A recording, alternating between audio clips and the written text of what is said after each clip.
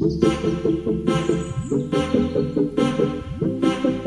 दोस्तों, मैं अमरदीप कादियान। नमस्ते, प्रणाम, सलाम वालेकुम, सत श्री अकाल, जय मसीह की, राम राम जी, जय माता। दोस्तों, आपका स्वागत है मेरे यूट्यूब चैनल डिसेंट एडवाइज में। दोस्तों, आज हम बात करेंगे प्रॉपर्टी के मंदे के बारे में, जो कि मंदा पिछले लगभग 10 साल से आया हुआ और लगभग सारे देश में ही आया हुआ है। उसमें तेजी कब आएगी उसके बारे में हम बात करेंगे।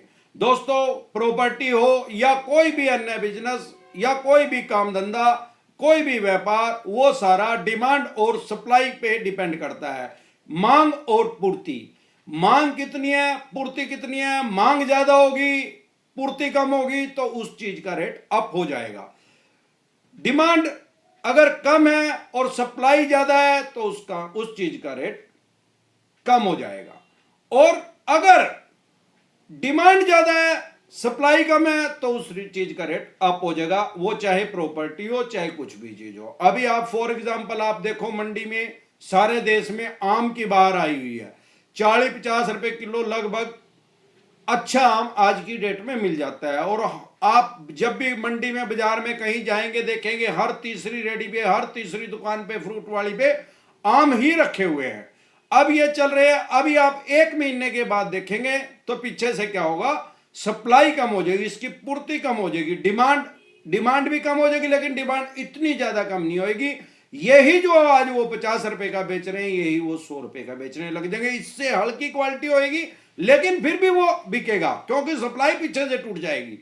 और जब ये आगे जाके जब सर्दी आ जाएगी, आजकल इंपोर्टेड आम भी आते हैं मार्केट में, वो ही आम 200 रुपए किलो बिकेगा। इतनी अच्छी क्वालिटी भी नहीं होगी। तो हुआ क्या कि डिमांड और सप्लाई पे डिपेंड कर गया आम।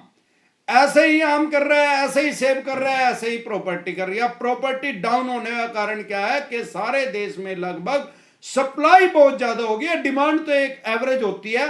और जो 2 नंबर का, 3 नंबर का, 5 नंबर का पैसा था, वो लगना सरकार ने इसमें बंद कर दिया है, क्योंकि अब सरकार ने 2 लाख रुपए से ऊपर लेन देन कैश अलाउड नहीं किया है। आपने कोई प्रॉपर्टी खरीदनी है, चेक से, आरटीजीएस से, नेफ्ट से, आप बैंक के द्वारा ट्रांसफर उस आदमी के अकाउंट में कीजिए। उसका पैन नंबर लगेगा, उसका आधार कार्ड लगेगा। तो वो जो बेनामी संपत्ति वाली गेम थी, जो पहले बहुत ज्यादा प्रॉपर्टी अप हो रही थी, जिस वजह से क्योंकि लोग भ्रष्टाचार करके पैसा कमा रहे थे और वो सारा का सारा पैसा प्रॉपर्टी में ही लगा रहे थे, वो काम आज की डेट में नहीं रहा है। क्योंकि पैन नंबर लग गया, आधार नंबर लग गया, इनकम टैक्स डिपार्टमेंट उससे पूछेगा, भाई ये 5 करोड़ रुपए लाया था कहां से, ये बता। जो आम आदमी है उसके पास नहीं है, किसी और का पैसे से वो उसके नाम से प्रॉपर्टी खरीदी जा रही है, वो कम हो गई है। इसी वजह से प्रॉपर्टी में डाउन होया। दूसरा सबसे बड़ा कारण यह क्या है, जो मैं करनाल की बात करूं, यहां लगभग पक्के पुल से इन्होंने जमीन स्टार्ट करी है खरीदनी कंपनियों ने, और बलडी बाईपास से भी आगे तक चले गए हैं। शहर की लगभग सारी जमीन कॉलोनाइजरों ने खरीद लिया। वहां पे फ्लैट, मकान, दुकान, प्लॉट ये बना के छोड़ दिए हैं। अब क्या है, सप्लाई ज्यादा हो गई है, डिमांड उतनी है नहीं। अब मेरे हिसाब से क्या होता है, हर 10-15 साल के बाद प्रॉपर्टी अप होती ही होती है। अब मैं देख रहा हूं जैसे सीएसडी तो है यहाँ पे, सीएसडी सिटी करना, वो लगभग पूरी ही बस चुकी है। मेरे ख्याल 70-80% तक वो बच चुकी है। इधर आ गया अल्फा, वो भी काफी हद तक बच गया। अंसल में भी 30-40% बच गए। तो राम राम से जो पूर्ति है वो पूरी होती जा रही है। सप्लाई अब और नई कोई आ नहीं रही है, डिमांड राम राम से उठ रही है। सप्लाई कोई भी नया बिल्डर, कॉलोनाइजर मुझे दिख नहीं रहा। एक कंपनी आई है अभी, एबीएल ऐसा कुछ नाम है, वो छोटी है, इतने ज्यादा उसके पास प्लॉट भी नहीं है। अगले 4 या 5 साल में करनाल में या सारे देश में तेजी आनी ही आनी है। अब उतनी तेजी नहीं आएगी जितना 1 लाख रुपए की चीज 10 लाख रुपए की हो जाती थी, 10 लाख की चीज 1 करोड़ की हो जाती थी। 10 गुना मेरे हिसाब से नहीं आएगी, क्योंकि मैं पिछले 23 साल से बिजनेस व्यापार कर रहा हूं। मेरे हिसाब से तेजी तो जरूर आएगी, लगभग 5% के करीब आएगी। 5 गुना, 5% सॉरी, 5 गुना आपका पैसा जरूर इसमें हो जाएगा 2025 तक। ये बढ़ना ही बढ़ना है, क्योंकि अब सप्लाई हो नहीं रही और डिमांड राम राम से निकल रही है। फाइनेंसर भी राम राम से आ रहे हैं। तो मेरा सुझाव आपको यह है, अगर आपने प्रॉपर्टी कोई खरीदनी है, आज की डेट में गोल्डन चांस है, सुनहरी मौका है। आपने रहने के लिए लेना है तो बिल्कुल कबाड़ी का रेट है हर चीज का, तो आप ले सकते हैं।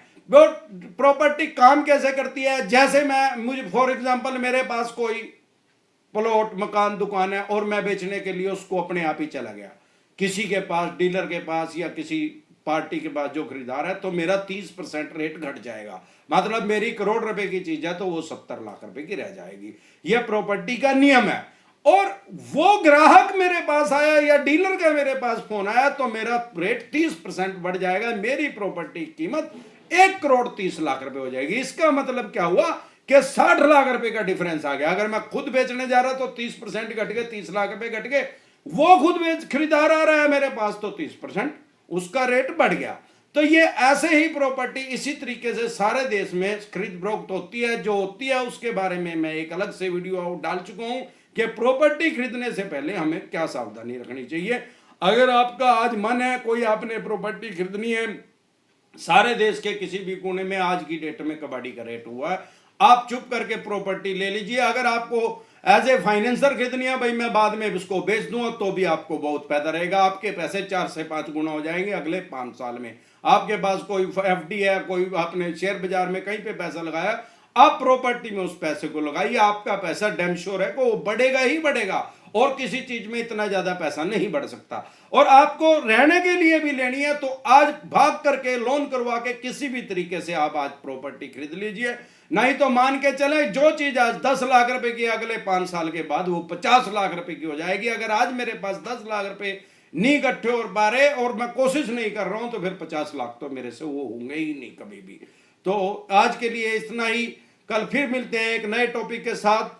तब तक के लिए आप मेरे चैनल पर अपना प्यार और आशीर्वाद बनाए रखें।